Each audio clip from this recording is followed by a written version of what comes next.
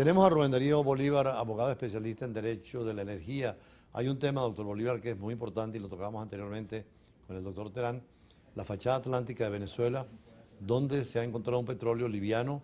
Se habla de un país que va a ser como cualquiera de los Emiratos del mundo árabe y además, no solo porque esté en el Esequibo, sino que estamos en un juicio en la Corte Internacional de la Haya y Venezuela tiene que actuar rápidamente porque vamos a perder los 150.000 kilómetros que son importantes, pero esa fachada atlántica. ¿Qué petróleo hay allí? Buenos días, embajador. Muchísimas gracias por la invitación. Honrado de estar en su programa y dirigirme a su distinguida audiencia. Bueno, mire, yo he querido, digamos, proyectar mi presentación en la tarde de hoy, aquí, relacionado con el desarrollo de los hidrocarburos dentro de una estrategia global que debería implementar no solamente el gobierno de Venezuela, solamente es algo de Estado, donde debemos estar involucrados todos los venezolanos. Estado, sino de gobierno. Una posición de Estado, de lo que es el país nacional, donde todos los sectores estén involucrados, porque yo alerto que estamos en bastante grave peligro de nosotros perder la reclamación que tenemos en el Esequibo con Guyana. De hecho, estamos ahorita en juicio, que posteriormente voy a hablar un poquito más detalles sobre ese caso, pero nosotros tradicionalmente, Venezuela tiene 4 fachadas y la fachada caribeña, que es prácticamente la puerta de entrada, y las delimitaciones de áreas marinas y submarinas la hemos establecido muy bien en esa parte, con delimitaciones con República Dominicana, con Estados Unidos, con Trinidad y con el Reino de los Países Bajos, tenemos convenios con Francia, hemos delimitado muy bien la pero parte. Pero el Esequibo es un problema, un interrogante. Pero donde realmente creo que como política venezolana históricamente hemos descuidado un poco la fachada atlántica. La fachada atlántica es sumamente importante, es el primero que es la salida de nuestro principal río, es la cara que nos permite la salida de nuestros productos hacia Europa, hacia Asia, que ahorita son uno de nuestros principales mercados. Y nosotros, incluso dentro de lo que es el mapa estratégico y energético de Venezuela, vemos muy poco desarrollo en la fachada atlántica. ¿Cuántos kilómetros puede ser la fachada atlántica?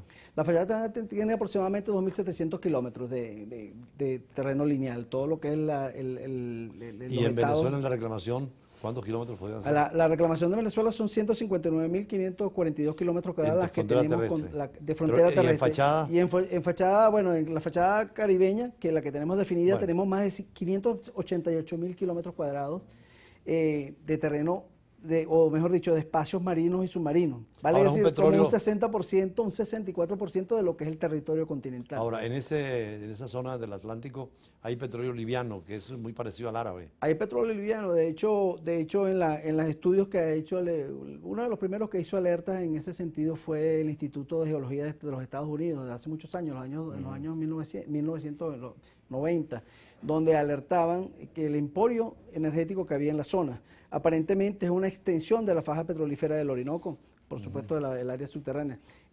Nosotros actualmente no tenemos definidas bien esas áreas. Tuvimos con Trinidad y Tobago un tratado de limitación de áreas marinas y submarinas en el año 90 y posteriormente en el año 2006, en una delimitación que Trinidad hizo con Barbados, uno de los puntos fue establecido en la línea nuestra, de manera que posiblemente tengamos un punto trifinio ahí, que es la confluencia de 3 países, que tenemos nosotros que de alguna manera determinar. Ahora hay concesiones que se han dado petroleras en esa zona por parte del gobierno de Guyana, rompiendo con el tratado o el acuerdo de Ginebra del 66, ¿no? Exactamente, Guyana viene desarrollando esa zona y lo más preocupante es que parte de los principales proyectos que están allí, el proyecto Stabroek y el proyecto Roraima, que son los campos más grandes, los que tiene actualmente la ExxonMobil de Estados Unidos, que está desarrollando, están en la proyección marítima del territorio que está en discusión.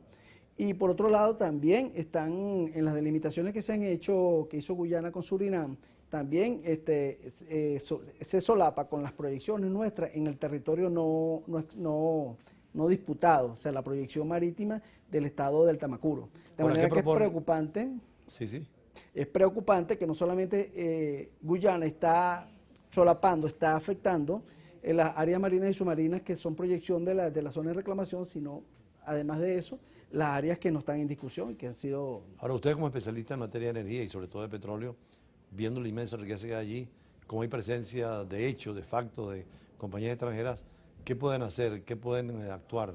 Bueno, ahora mismo hay un problema que yo considero que es muy grave y que el Estado venezolano y de todo el país tiene que involucrarse, y creo que es lo que le hablé inicialmente, creo que hay un grave peligro de que nosotros podamos perder la reclamación, por cuanto después de muchos años y después de haber logrado considero yo, uno de los grandes logros de la diplomacia venezolana en toda su historia, que fue haber logrado el acuerdo de Ginebra de 1966, hemos logrado o hemos llegado a un punto en el cual ya prácticamente estamos en un todo o nada. Fuimos a la Corte Internacional de Justicia, o fue Guyana, en una demanda contra Venezuela. La Corte se declaró competente en una decisión que se dio el 18 de diciembre del año 2020, y bueno, más allá de que Venezuela o fuertemente se ha opuesto a esto, pero en definitiva ya estamos en un juicio y tenemos que afrontarlo. De hecho, me complace que Venezuela por primera vez participó realmente en el juicio en el año, el 7 de junio de este año, y donde introdujo unas objeciones preliminares a la admisibilidad de la demanda. De manera que ya veo que Venezuela está actuando masiva o activamente en beneficio de lograr una defensa eficiente, porque obviamente nosotros como venezolanos y el país tiene suficientes títulos históricos y jurídicos para hacer una acertada defensa. Y además, embajador, es la primera vez en la historia de esta reclamación que tenemos con Guyana, o de esta situación, primero de facto con el Reino Unido de Gran Bretaña e Irlanda del Norte, y posteriormente con Guyana a partir de 1966, que Venezuela ha tenido la oportunidad de defenderse plenamente en un escenario internacional como la Corte Internacional de Justicia. Lo hemos dicho también acá en el programa que era necesario participar, y esas objeciones preliminares por lo menos se ataca la inadmisibilidad de la demanda por parte de la Corte, a la cual Venezuela no reconoce competencia ni jurisdicción. Vamos a un corte y venimos para seguir hablando, pero de otro tema, que es la parte marítima. Usted trabaja acá también con la parte marítima y todo lo que es el cabotaje en el país. Ya venimos.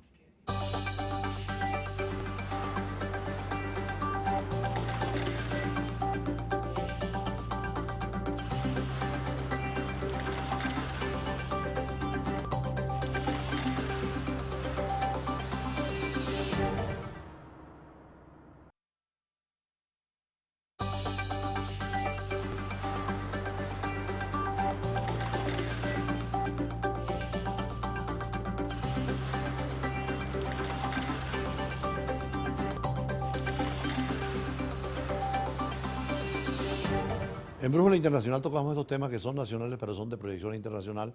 Por eso invitamos a Rubén Darío Bolívar y seguimos conversando con él, abogado especialista en Derecho de la Energía y Derecho Marítimo. Ustedes también están trabajando en proyectos de cabotaje, es decir, transporte interno, que ahora se hace mucho más necesario por el costo de la gasolina o del gasoil y la facilidad que hay en Venezuela con varios puertos importantes, ¿no? Sí, correcto. Bueno, de hecho tenemos un escritorio jurídico dedicado específicamente, BOFRAS, específicamente a estos temas marítimos. Ahorita, como usted lo acaba de decir, nosotros estamos desarrollando una asociación civil, se llama Unión Nacional de Cabotaje, en la cual un grupo de empresarios venezolanos, en vista de la necesidad que hay de aportar y de avanzar en el desarrollo del país, han puesto su disposición. Es algo que no se ha hecho, paradójicamente, un país marítimo, un país con tantas fronteras marítimas como lo tiene Venezuela. No hemos desarrollado una estrategia de cabotaje, sino que el transporte de las mercancías y las personas siempre se ha hecho... la gasolina no es muy barata también, creo yo, ahora obliga Sí, a repensar el uso de rutas marítimas que las tenemos, ¿no? Ahorita nosotros estamos poniendo una base en puertos, en el puerto de La Ceiba, allá en el estado de Trujillo, al sur del lago de Maracaibo. Entonces se está haciendo una alianza con todo el grupo de empresarios, de pequeños productores agropecuarios de la zona de Táchira, Táchira, Mérida, Trujillo, para sacar los productos. Imagínense la ventaja que tendría para estos productores sacar en un buque mercancías y poderlos llevar al oriente del país, a Margarita, a Cumaná. Y en esto de cabotaje tenemos 6 o 7 puertos importantísimos en el país, ¿no? ¿Cuáles son? Estructuras. Tenemos el puerto principal, por supuesto, el de Puerto Cabello, tenemos La Guaira, tenemos Guanta, tenemos Cumaná, tenemos Margarita, tenemos estructura marítima, tenemos también hacia el occidente, tenemos en Punto Fijo, tenemos en Zulia y en La Ceiba. O sea que tenemos todo cubierto, prácticamente todo el contexto nacional, perdón. Por cierto, a nivel internacional sí hay asociaciones internacionales o mundiales en materia de transporte marítimo, ¿no? Sí, correcto. Y nosotros estamos justamente apostando a que Venezuela se consolide, por supuesto, un poco más y mucho más, porque tiene todo el potencial para desarrollarlo. Hemos tenido, por supuesto, el apoyo de las instituciones, del Instituto Nacional de los Espacios Acuáticos, de todas las del Ministerio de Transporte, que nos ha prestado el apoyo para, de alguna manera, seguir incorporando a estas iniciativas que son privadas, pero que son muy importantes porque en definitiva están poniendo lo que es el capital necesario para acometer estas actividades. Ahora, ¿por qué el descuido en la parte del transporte marítimo, teniendo 2.000 kilómetros de salida al Mar Caribe, teniendo el Atlántico y teniendo una red fluvial importante? ¿Por qué bueno, yo creo que prácticamente como que le dimos la espalda al mar, y a pesar de que todo nuestro norte es marítimo, incluso yo ando en una cruzada porque yo considero que la fachada atlántica es sumamente importante para nosotros y la hemos descuidado. De hecho, actualmente estamos en peligro de las salidas que tenemos nosotros, las proyecciones marítimas que como país tenemos por la fachada atlántica. La fachada atlántica está el principal puerto, el principal río del país sale por la fachada atlántica, que es nuestro Orinoco.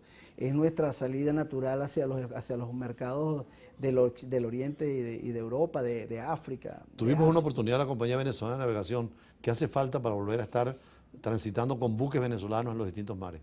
Sí, yo creo que en un momento prácticamente vimos hacia el norte, vimos más bien a favorecer y a privilegiar la inversión privada. Aparentemente era más fácil solamente vender los productos como a manera de commodities, pero sin incentivar y sin producir internamente y sobre todo sin tener digamos, una industria marítima sólida. Nosotros tenemos que, como venezolanos, tenemos que buscar hacia allá, a consolidar una industria marítima importante, que tenga armadores, que tenga estructuras. Eso va a dar mucho valor agregado al país. Yo creo que en esta situación, perdón, embajador, que esta reingeniería que ha habido que hacer durante todos estos años de muchas dificultades que hemos estado aquí en Venezuela, yo creo que ha obligado a los venezolanos a repensar muchas cosas y creo que ahorita hay iniciativas muy interesantes que deben ser apoyadas en ese sentido. Una pregunta que se hace toda la gente a nivel internacional es ¿por qué los altos precios del transporte marítimo ahora, sobre todo de tanto comercio que viene del Asia? Bueno, una de las cuestiones que nosotros aquí en Venezuela nos está afectando muy directamente es que Venezuela, a raíz de las sanciones y a raíz de todos los bloqueos que hemos tenido recientemente, obviamente impacta en los fletes marítimos. Ya prácticamente para exportación de transporte de hidrocarburos aquí en Venezuela, incluso ha venido buques que vienen a buscar petróleo venezolano o derivados del petróleo y han sido sancionados por Estados Unidos.